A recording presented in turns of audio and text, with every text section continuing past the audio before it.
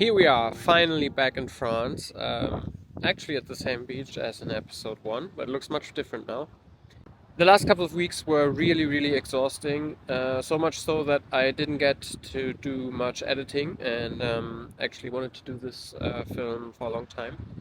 But now it's here, and in this video there's going to be two parts. One is going to be about our preparations to leave, and then all the packing and all the stuff we had to do before going away, and the tour getting here.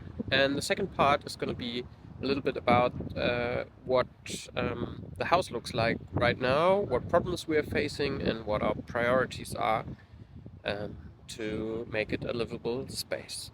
I hope you enjoy this.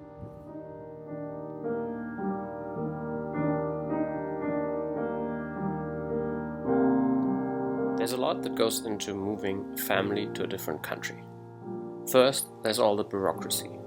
Finding the right schools for the kids, insurance, figuring out how to work from abroad, and all of this stuff that's really difficult to show in a video. Then there's the packing. On my to-do list before we leave is to clean up my little workshop. So if you've seen some of the videos where I build stuff, you know that in our housing society we have this beautiful large workshop that we use all of us together. That's also open for the community in the neighborhood. Then next to it I actually have a room that I can use for my stuff. Although most of the stuff in here is actually from other people, because a lot of people use it to just store some of the wood and so on. This room we're gonna need in the year we're away to store some of our personal stuff, and it's a lot of chaos. So what I need to do today is just to get all of this wood sorted, find out what I want to keep, and then have this room set up so that we can put like books and stuff here that we don't want to put in our basement. So, while I clean up the workshop, let me talk a little bit about the title of this part of the video. Expectations versus reality. So I guess my expectations were you clean up the apartment, you get all the stuff, like these books for example, you decide where they go, you pack, and then you bring them to that space that you decided they should go. In this case, they're going in the workshop, which I just cleaned. Reality looked much different, and I think there's several reasons for this. Reason number one, kids. So you tell them to pack the Lego, what do? They play. You tell them again to pack the Lego, what do? They start taking it apart and sorting it by color.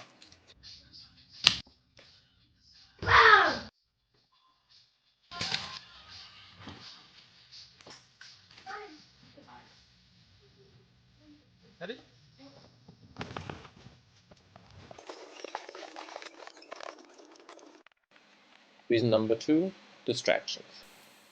Obviously, life goes on while you're in a process of moving. Birthday parties or trying to make YouTube videos are just some of them.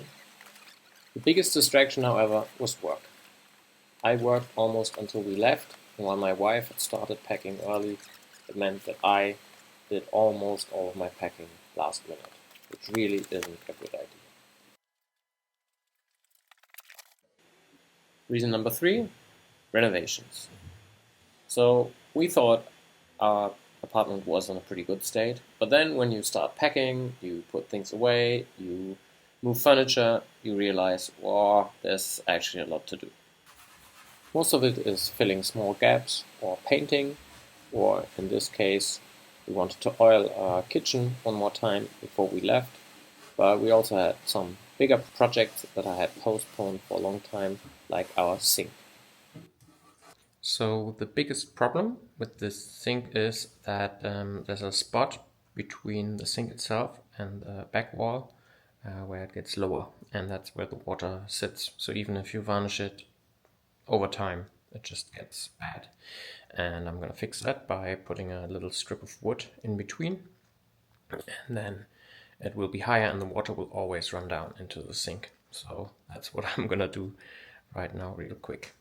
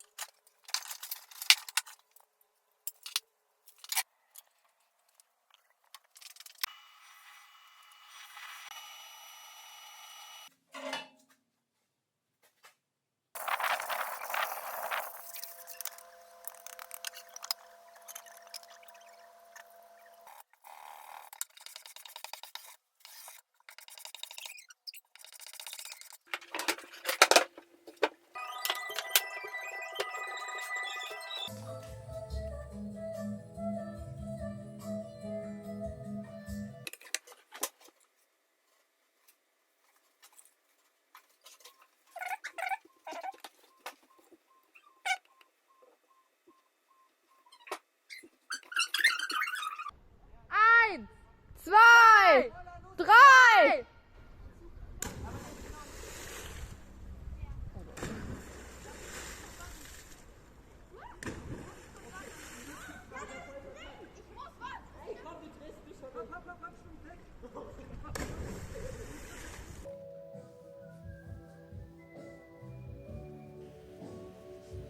Taking down your pictures, going through your books, deciding which ones you want to keep, which ones you want to put in the give and take area of the basement, are just two examples of what makes moving a very emotional process.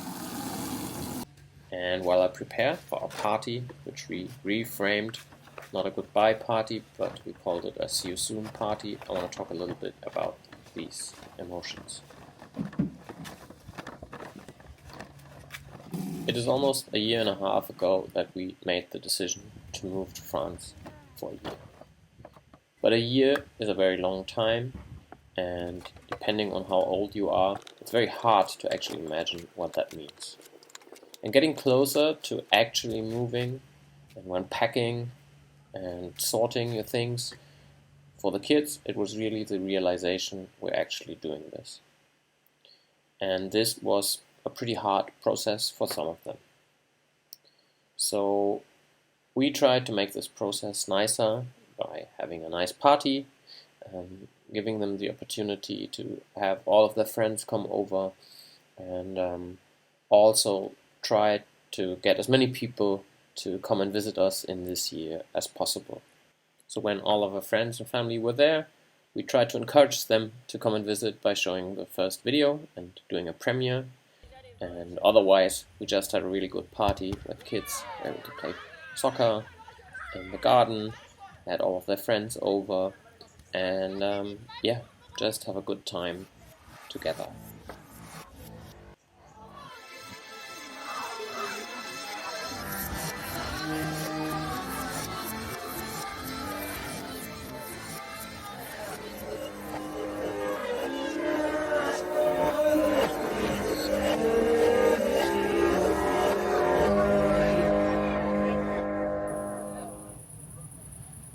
In the end, we got everything ready on time.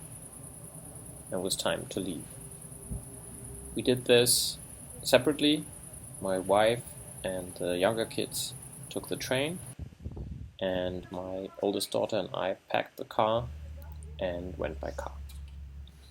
On the morning when we wanted to leave, we still found goodbye notes, and just when we drove, people even waved from their balconies, which was very sweet and moving.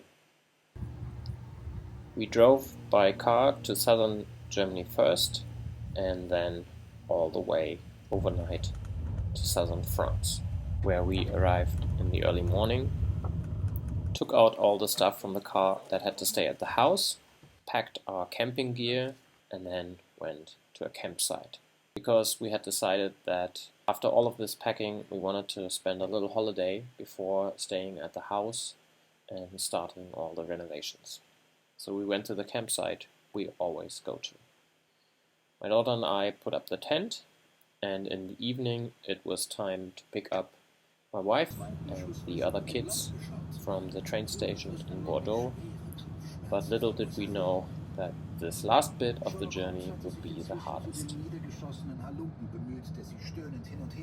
So, as we were driving from Bordeaux to the campsite, the kids were starting to feel sick, especially the two boys. And in the beginning, I thought it was just because of the long train ride they had and then sitting in the car. But at some point, we heard unmistakable sounds, and they had to puke in the middle of the car. We had already tried to find a gas station to stop. I couldn't find one that was open. In the end, we stopped at one that wasn't open.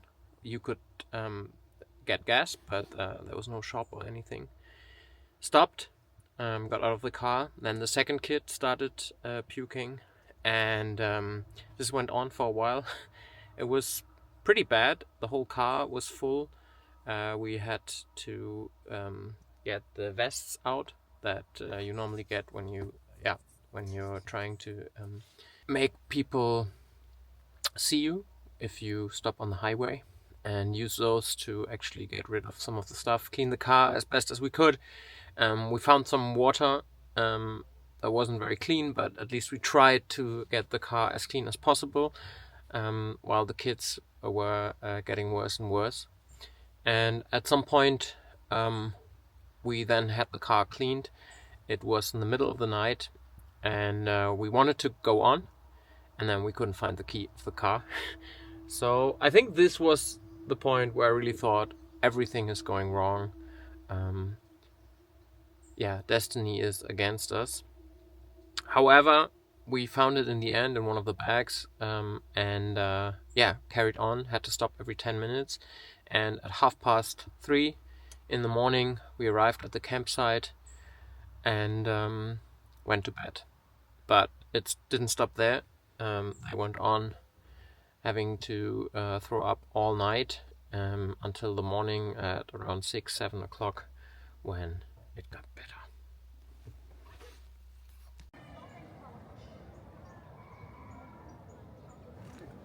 So it turned out the two boys had caught food poisoning from a sandwich they shared, and it took them another 2 days to really recover. But then, after many exhausting and straining weeks, we finally had the time to calm down a bit with some wonderful days at the beach and regain some strength for the challenges ahead.